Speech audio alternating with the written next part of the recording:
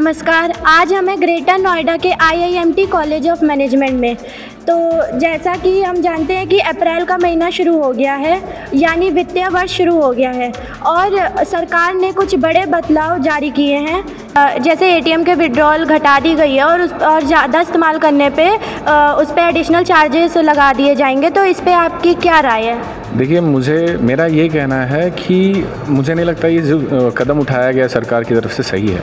इसमें बहुत सारी बाधाएं हैं। पहली बात यह है कि इस समय भी कुछ लोग ऐसे हैं जो UPI का कम इस्तेमाल करते हैं और कैश ज़्यादा प्रेफर करते हैं ट्रांजैक्शन में।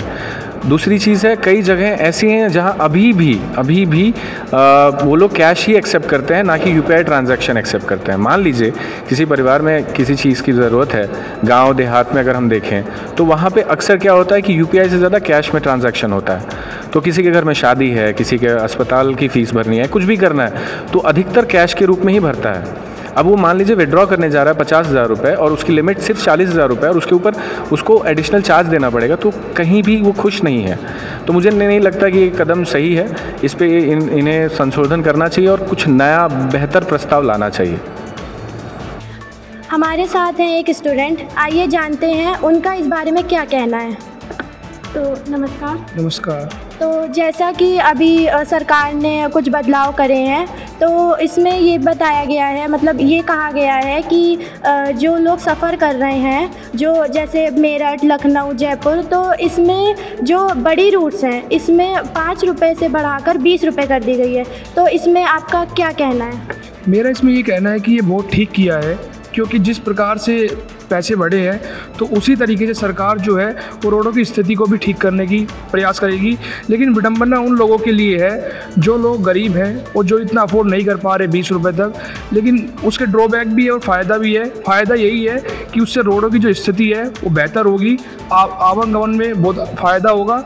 वही बात करें कि महंगाई की, तो महंगाई हर चीज़ें बढ़ रही है, अगर रोडों की स्थिति बेहतर हो जाए तो ये ठीक है।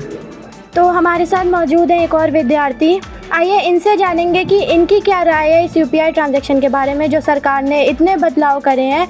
जो बताया गया है कि UPI ट्रांजैक्शन अब एक लिमिट पे ही की जाएगी, अगर उससे ज़्यादा लिमिट क्रॉस अगर हम करेंगे तो उसका हमें शुल्क भरना पड़ेगा। तो आइए जानते हैं इनकी क्या राय है, इनकी क्या सलाह है इस ट्रांजैक्शन के बारे में। जो ये गवर्नमेंट ने जो भी चेंजेस किए हैं ना, इससे ना सिर्फ मिडिल क्लास वाले, जो मिडिल क्लास फैमिली है, हम जैसे लोग हैं ना, उन पे ही उनकी पॉकेट पे ज़्यादा असर पड़ेगा, क्योंकि हर ट्रांजैक्शंस पे हम इतने चार्जेस पे नहीं कर सकते। तो ये मिडिल क्लास के लिए बहुत प्रॉब्लम हो जाएगी इस चीज़ में। आपको क्या लगता है कि इससे लोगों पर क्या असर पड़ेगा या उनकी जेब पर क्या असर पड़ेगा? जैसे कि हमारे बेरोज़गारी ज़्यादा है और उस हिसाब से जो हमारी पेरेंट्स की सैलरीज़ हैं, या हम लोग अभी जो भी ट्रांजैक्शंस करेंगे छोटी मोटी चीज़ों के लिए, उस पर वो बार बार अगर चार्जेस पे हमें करने पड़ेंगे तो ऑब्वियसली हम लोग फिर कैश की तरफ जाएंगे।